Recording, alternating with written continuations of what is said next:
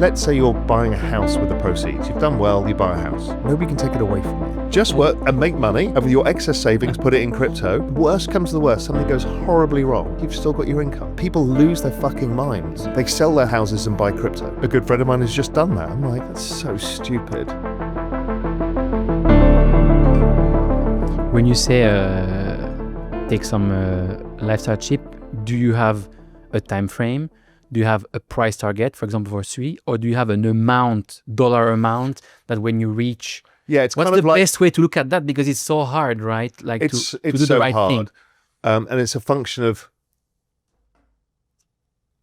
where you are in the cycle. You want to de-risk a bit earlier than you feel comfortable doing. Yeah. Because then the back end of the cycle can play out short or long. It doesn't matter. But you need to have enough wealth that you're feeling a little bit hubristic, like, oh, I king shit. That's when you take some money off. As soon as you start thinking, you start thinking, well, if I just double it again, I'm going to be really, just take some money off. We've not got there yet for me. So, another larger move in the cycle, I'll then take some money off, and it'll feel too early and I'll hate doing it and I'll regret doing it, but I know it'll be the right thing. You regret doing it until you don't regret it because it went so high and then it went back so low that you're like, I did the right thing. Yeah, I mean, you're always going to feel bad, right? That's the rule. You're always going. You should feel bad. Yeah. You're not going to time the top perfectly.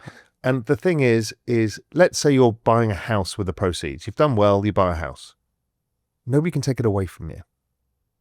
Right? That's an asset that you don't have the fear of somebody stealing your wallet, getting your seed phrase. You don't have a fear of putting it in DeFi. The bricks and mortar are yours. You own it. You've got a house over your head. You've got an asset that's a long term. That is an incredible thing. And so people just need to do that. And that de-risks your whole life. Because then basically it's when I bought my first house, it was a house in Spain. It was a holiday home. And I bought it in cash. And I realized I won the game. And it wasn't an expensive house. But I realized I could have a bar job in Spain and live in that house. And nobody could take it away from me. And I was like, I won the game of life. And then you make much better decisions. Miles. Yeah, of course. Because low stress. Yeah. It's like, we talk about this, the importance of income.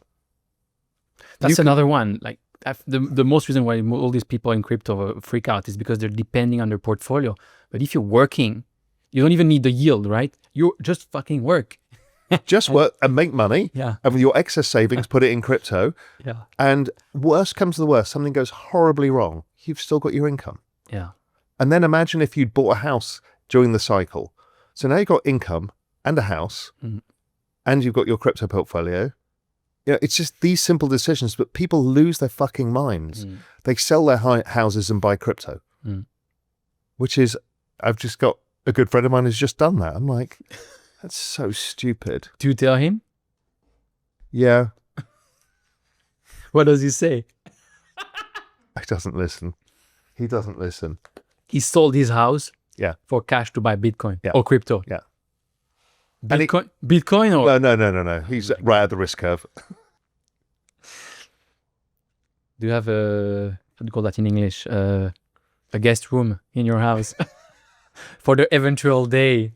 Yeah, I'm just going to buy a tent and put it on the beach where it's really hot, the mosquitoes bite, and so that's where you're going to suffer for doing these stupid things.